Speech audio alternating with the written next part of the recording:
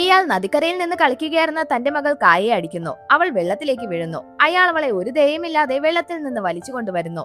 അത് കണ്ടുകൊണ്ട് നിന്ന് അവളുടെ ചേട്ടന്റെ ഫ്രണ്ട് അയാളെ തള്ളിയിടുന്നു. പെട്ടെന്ന് തന്നെ കായ വന്ന് അവനെ തള്ളിമാറ്റി അവിടെ നിന്ന് പോകാൻ പറയുന്നു. കായയുടെ അമ്മ വന്ന് അയാളെ പിടിച്ചെഴുന്നേൽപ്പിക്കുമ്പോൾ അയാൾ ദേഷ്യത്തിൽ അവരെ അടിക്കുന്നു. കായ പേടിച്ചു നിൽക്കുന്നു. അന്ന് രാത്രി വീട്ടിൽ പാത്രങ്ങൾ വലിച്ചെറിയുന്ന ശബ്ദവും അമ്മയുടെ കരച്ചിലും കേൾക്കുന്നു. അവൾ ഒന്നും കേൾക്കാൻ ശക്തിയില്ലാതെ ചെവി പൊത്തുന്നു. പിറ്റേന്ന് രാവിലെ എന്തോ ശബ്ദം കേട്ട് വന്ന് നോക്കുമ്പോൾ അമ്മ വീട് വിട്ടു പോകുന്നത് അവൾ കാണുന്നു. അവൾ അമ്മയുടെ പുറകെ ഓടിപ്പോയി വിളിക്കുമെങ്കിലും അമ്മ തിരിഞ്ഞുപോലും നോക്കാതെ പോകുന്നു. വൈകാതെ തന്നെ അവളുടെ ചേട്ടന്മാരും ചേച്ചിമാരും അവിടെ നിന്ന് പോകുന്നതിന് മുൻപ് അവളുടെ ഇളയ ചേട്ടൻ അച്ഛന്റെ അടുത്ത് കെയർഫുൾ ആയിരിക്കണമെന്നും പേടി തോന്നിയാൽ എന്റെ അടുത്തേക്ക് വരണമെന്നും പറഞ്ഞ് അവൻ പോകുന്ന സ്ഥലവും പറയുന്നു. അവൾ തനിക്ക് ഏറ്റവും ഇഷ്ടമുള്ള ചേട്ടനെ കെട്ടിപ്പിടിച്ച് യാത്ര പറയുന്നു.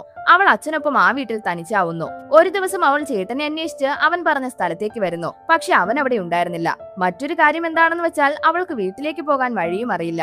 ഭാഗ്യത്തിന് അവൾ അവിടെ ചേട്ടന്റെ ഫ്രണ്ട് മീൻ പിടിക്കുന്നത് കാണുന്നു. അവൻ അവളെ സേഫായി വീട്ടിലെത്തിക്കുന്നു. വീട്ടിലേക്ക് വന്നവൾ അച്ഛനോട് വിശക്കുന്നെന്ന് മടിയോടെ പറയുന്നു. അയാൾ അവളെ ഒരു ഷോപ്പിലേക്ക് കൂട്ടിക്കൊണ്ടുവരുന്നു. ആ ഷോപ്പിലുണ്ടായിരുന്ന ലേഡിക്ക് അവളെ കണ്ടപ്പോൾ തന്നെ അവളുടെ അവസ്ഥ എന്താണെന്ന് മനസ്സിലാവുന്നു. അവർ അവളോട് പബ്ലിക് സ്കൂളിൽ ഫ്രീ ആയാണ് പഠിപ്പിക്കുന്നതെന്നും ലഞ്ചും കിട്ടുമെന്നും പറയുന്നു. അമ്മ പോയതിനു ശേഷം ആദ്യമായാണ് ഒരാൾ അവളോട് ഇത്രയും സ്നേഹത്തോടെ സംസാരിക്കുന്നത്. തിരിച്ചു പോകുമ്പോൾ അവൾ കടയിൽ നിന്ന് വാങ്ങിയ സാധനങ്ങളുടെ കൂട്ടത്തിൽ താൻ കൊതിയോടെ നോക്കിയ ലോലിപോപ്പും ഇരിക്കുന്നത് കാണുന്നു. ആ ലേഡിയെ തിരിഞ്ഞു നോക്കുമ്പോൾ അവർ ചിരിച്ചുകൊണ്ട് കണ്ണിറുക്കി കാണിക്കുന്നു. അവൾക്ക് അമ്മയുടെ സ്നേഹം തിരിച്ചു കിട്ടിയതായി തോന്നുന്നു. അടുത്ത ദിവസം അവൾ അമ്മയുടെ ഡ്രസ്സ് ധരിച്ച് സ്കൂളിലേക്ക് വരുന്നു. ടീച്ചർ അവളോട് ഡോഗിന്റെ സ്പെല്ലിംഗ് ചോദിക്കുമ്പോൾ അവൾ ഗോഡിന്റെ സ്പെല്ലിംഗ് പറയുന്നു. അത് കേട്ട് എല്ലാ കുട്ടികളും അവളെ കളിയാക്കി ചിരിക്കുന്നു. അവൾ ഒരു സീറ്റിൽ വന്നിരിക്കാൻ പോകുമ്പോൾ അവിടെ ഇരുന്ന കുട്ടി അതിന് സമ്മതിക്കുന്നില്ല.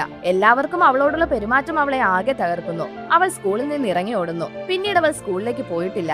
അതിനുശേഷം അച്ഛൻ അവളെ ഫിഷിങ്ങിനായി കൊണ്ടുപോകുന്നു. മാത്രമല്ല അവൾ ശേഖരിക്കുന്ന തൂവലുകൾ ഇട്ടുവയ്ക്കാൻ അവൾക്കൊരു ബാഗും കൊടുക്കുന്നു. അവസാനം അച്ഛൻ അവളോട് സ്നേഹം കാണിക്കാൻ തുടങ്ങുന്നു. പെട്ടെന്ന് മെയിൽ വണ്ടിയുടെ ശബ്ദം കേട്ട് അവൾ ചെന്ന് നോക്കുന്നു. അവൾ അമ്മയുടെ ലെറ്റർ വന്നെന്ന് പറഞ്ഞ് വളരെയധികം സന്തോഷത്തോടെ വരുന്നു. എന്നാൽ അച്ഛൻ അവളുടെ കയ്യിൽ നിന്ന് അത് വാങ്ങി വായിക്കുന്നു. എന്നിട്ട് ദേഷ്യത്തിൽ അത് കത്തിച്ചു കളയുന്നു. അവളത് തടയാൻ ശ്രമിക്കുമ്പോൾ നിന്റെ അമ്മ ഇനി തിരികെ വരില്ലെന്ന് അവളോട് പറഞ്ഞിട്ട് പോകുന്നു. അന്ന് രാത്രി അമ്മയുടെ ഓർമ്മയ്ക്കായി ആ വീട്ടിലുണ്ടായിരുന്നതെല്ലാം അച്ഛൻ കത്തിച്ചു കളയുന്നു. മാത്രമല്ല വീട് വിട്ട് പോവുകയും ചെയ്യുന്നു. അങ്ങനെ ആ വീട്ടിൽ കായ ഒറ്റയ്ക്കാവുന്നു. ഇനിയുള്ള ജീവിതം എങ്ങനെ മുന്നോട്ട് കൊണ്ടുപോകണമെന്ന് അവൾക്കറിയില്ല. പിറ്റേ ദിവസം ധൈര്യം സംഭരിച്ച് അവൾ നദിയിലേക്ക് ഇറങ്ങി ഷെൽസ് കളക്ട് ചെയ്യുന്നു. അതിനുശേഷം അത് ഷോപ്പിലേക്ക് കൊണ്ടുവരുന്നു. ഷോപ്പ് ഓണർ അവളുടെ നിസ്സഹായാവസ്ഥ കണ്ട് അത് വാങ്ങിയിട്ട് അവൾക്ക് ആവശ്യമായ സാധനങ്ങൾ കൊടുക്കുന്നു. ഷോപ്പ് ഓണറിന്റെ വൈഫ് അവൾക്ക് ചെരുപ്പും വസ്ത്രങ്ങളും നൽകുന്നു. അങ്ങനെ അവൾ തന്റെ വീട്ടിൽ തന്നെ സ്വന്തമായി അധ്വാനിച്ച് ജീവിക്കാൻ തുടങ്ങുന്നു.